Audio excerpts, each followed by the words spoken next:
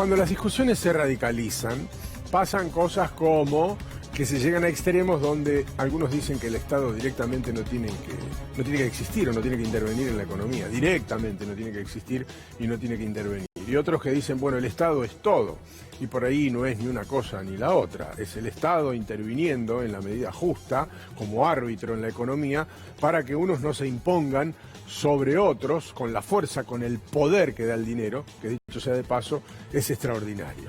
Pero está el señor Juan Enrique con nosotros, titular de Sigma Global, asesor de asesores, para hablar de aquellos radicalizados que decían que el Estado no tiene que participar de la economía y que ahora reciben asistencia del mismo. Qué presentación, Guille. Sí, la realidad, vos sos muy claro. Efectivamente, recién hablábamos fuera de cámara de pragmatismo. Claro que hay momentos y momentos. Esta es una situación inédita. El Estado es central. Yo personalmente siempre creí en la participación del Estado en la economía para ser de árbitro en términos de la función del mercado. Pero bueno, hay economistas que no creían eso, siempre buscaban reducir al Estado a la mínima expresión. Incluso Javier Milei llegó a decir que no debería existir el Banco Central, y hoy te encontrás con que él es beneficiario de este programa de asistencia para el trabajo y la producción. Que no está mal, porque no todos lo necesitan. Lo que quiero decir es que sí está mal, moralmente hablando, aceptar algo de lo que uno está en contra, porque él viene predicando desde hace mucho tiempo que este tipo de situaciones no corresponden, Pero, insisto, como la ayuda es para todos, claro, también le corresponde a Milei, y bienvenida a la ayuda a Milei, solo que lo reconozca en algún momento. Sí, ¿no? vos De la te importancia del preguntás Estado. si es legal. Claro, es legal. La pregunta es si es legítimo, si hay legitimidad. La realidad también es que esto lo hace el empleador. Yo creo que es legítimo. Si se lo dieron es porque es legítimo.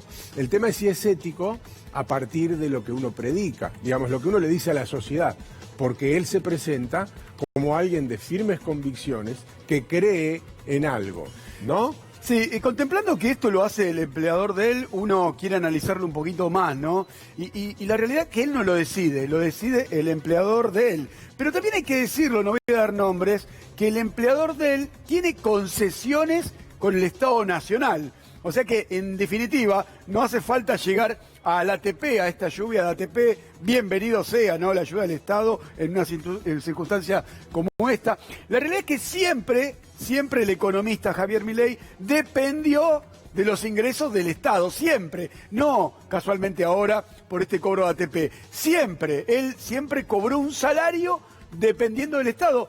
¿Es legal? Claro que es legal, es legítimo. Y yo sería, como decías vos recién fuera de cámara, yo sería más pragmático. Creo que vos tenés que analizar la situación y el contexto en el cual se da. También, bueno, en esta lluvia de ATP, hay que decirlo, Daniel Pellegrina, presidente de la Sociedad Rural, también pidió esta asistencia.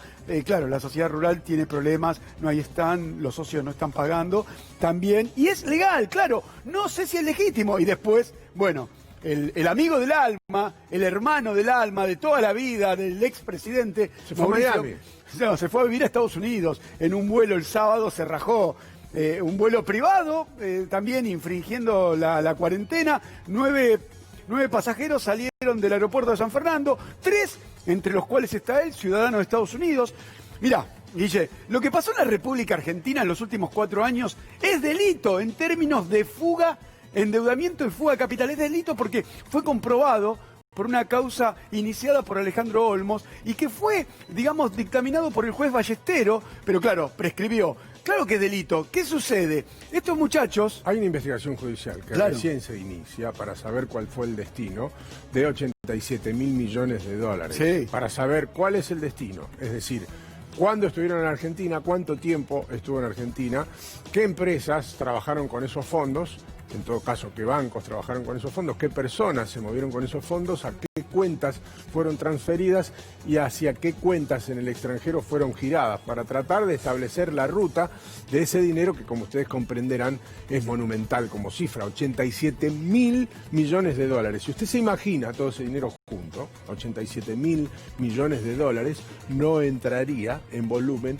en este estudio donde estamos haciendo este programa de televisión. Sí, hay que ser claro. En esta situación hay que ser muy claros. ¿Es delito lo que pasó en los últimos 4 años? Lo dictaminará la justicia cuando Claro, en el termine futuro. la investigación. Sí. Pero lo que uno tiene que hacer es comparar en la historia argentina. En los años 70, cuando... Uno tiende a pensar que sí, perdón Claro, que lo claro. interrumpa. Uno tiende a pensar Claro. que sí. Claro, el mecanismo que se está investigando y que va a ser, digamos, causa de la justicia argentina, el mecanismo es el mismo que se utilizó en los 70, denunciado por aquel entonces por Alejandro Olmos, y que el juez Ballestero dictaminó que es delito, claro, prescribió. Por eso, Guille, también hay que decirlo, No es el mismo delito, es, digamos... no son los mismos dólares, Claro, el mecanismo. Se puede tomar como ejemplo el mecanismo. El mecanismo Sí, es sí. exactamente el mismo. Casi podríamos decir como jurisprudencia, ya que estamos hablando de Tal cual, tal investigación cual. judicial. Por Sí. eso está bueno en este momento, en esta circunstancia, un hecho inédito, en esta situación de que el Estado está participando fuertemente de la economía,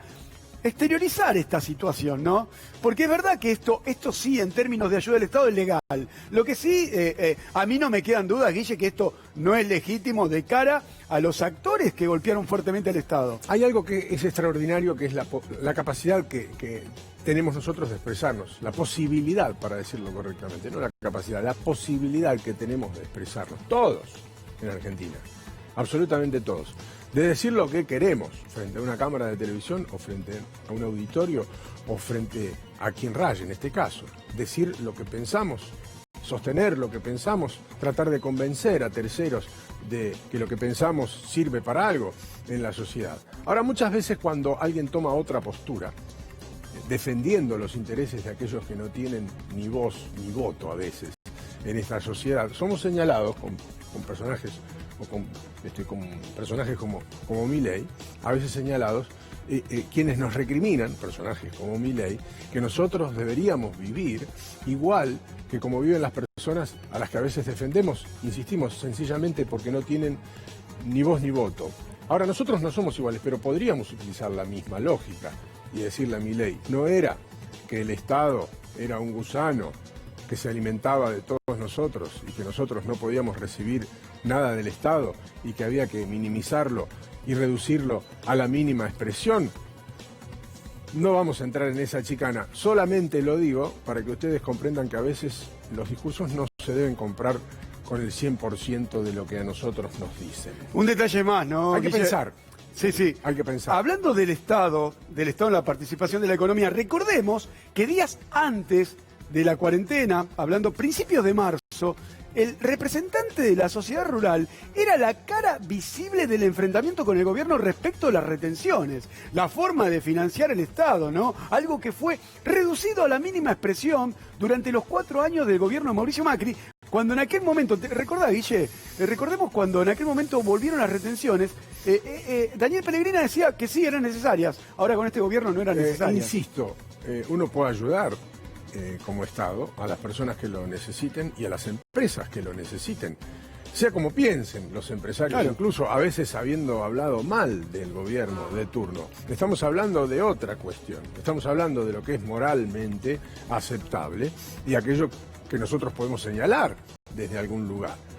E insisto con esta idea de pensar, a veces yo también puedo estar equivocado, todos podemos estar equivocados. Todos podemos confundirnos, pero a veces también hasta es necesario escuchar una disculpa o una aclaración al respecto.